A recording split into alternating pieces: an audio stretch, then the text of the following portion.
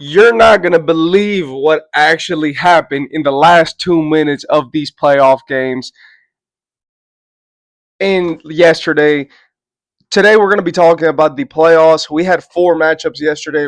We had the Clippers, the versus the Nuggets, in which that's the one I'm talking about because you're not going to believe what happened in those 2 minutes. The Clippers were leading most of the game. They were winning in the first quarter. They lost a little bit in the second quarter, but then they came back and were putting up a good fight in the third and the fourth. The only problem with the Clippers is that they had a consistent, and I mean a very consistent drop off in scoring. What I mean by that is that in the first quarter, they came in hot. James Harden was doing everything. Kawhi was getting in his spots, and they were just going at them.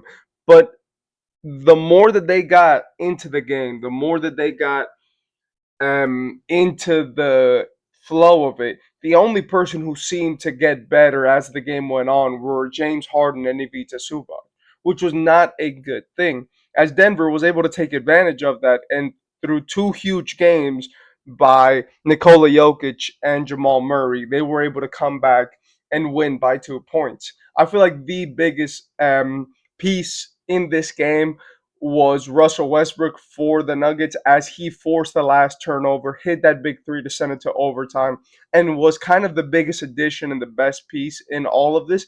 But at the same time, he also made a lot of mistakes, which could have cost him that game.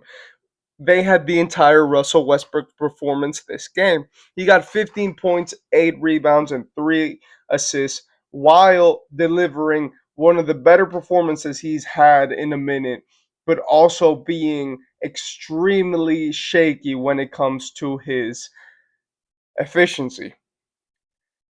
In terms of the Bucks and in terms of the other games that we saw, the Bucks Pacers game was also pretty interesting as the moment that changed the entire season, in my opinion, for the Bucks was when they traded Chris Middleton. As that moment basically set off a list of events like Kyle Kuzma joining, Drew Holiday was already out, and the effects of his loss and the veteran loss were there. Brooke Lopez is only getting older. Giannis is only getting older.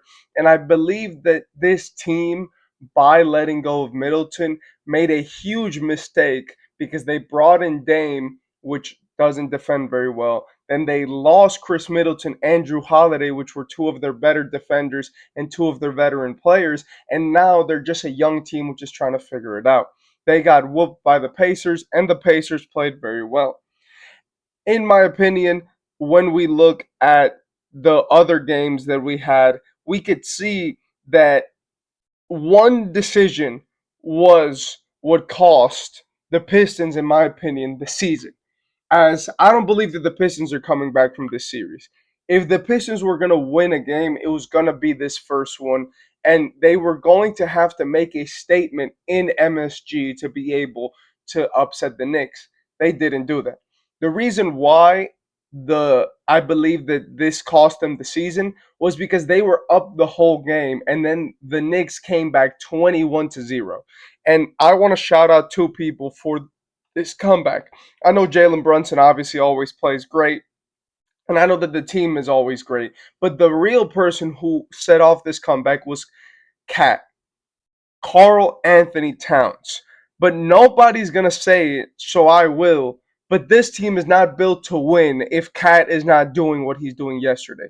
Against the Pistons, they were consistently making mistakes which they should have not made defensively and offensively. In the fourth quarter, Cat got like 2 steals. He made like 2 points. And even though in the box score he didn't get one of the points, I think, for the 21-0 run, he was doing everything. He was scoring, assisting, rebounding, doing everything in his power to win this game, and it paid off as at the end of the day, they did end up winning. But what I do believe is that if you ever doubted Josh Hart and if you ever doubted Jalen Brunson in the playoffs after their last playoff run, then now is the time that you can stop and you could reassess yourself. As they've both been incredible and their streak of being absolutely amazing in the playoff continues. as Jalen Brunson had 34 points, 8 assists, and 2 rebounds.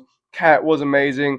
OG was amazing. And the Knicks in general, except maybe Mikal Bridges, were amazing. But they didn't really need him as they won by 11 pretty comfortably after that run.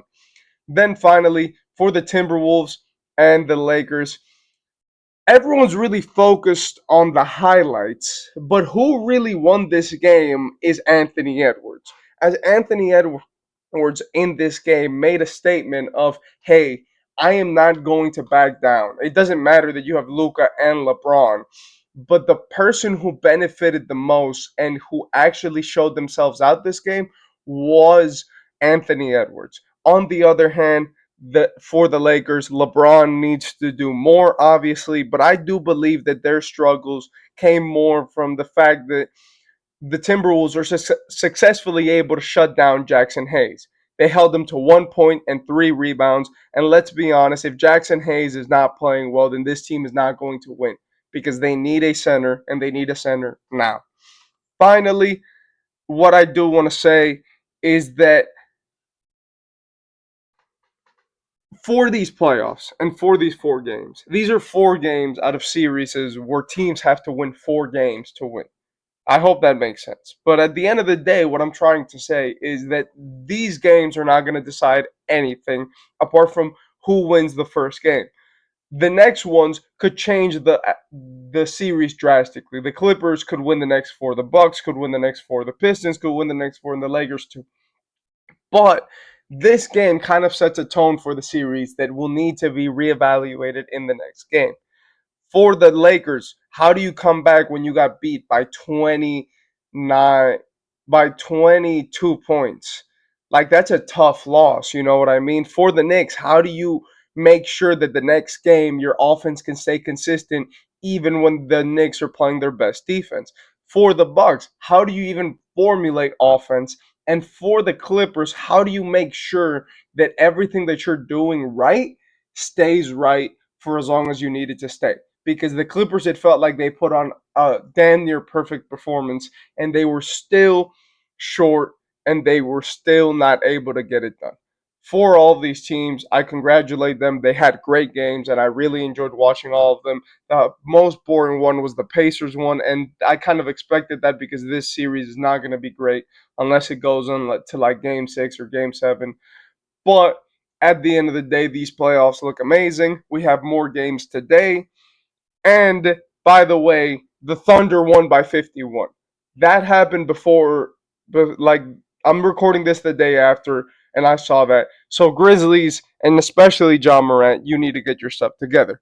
So yeah, guys, thank you for watching the video. There's a lot happening in basketball. I'll obviously try to post as many videos as I can about it and try to keep you guys updated. So that will probably mean that I won't be talking as much about the other topics, and I will do the breakdown for the Grizzlies game and all the games which are happening today, which are the Grizzlies, Thunder, Magic, Celtics, Heat, Cavaliers, and Warriors, Rockets. But yeah, okay, guys, have a great one. Thank you for watching. Peace.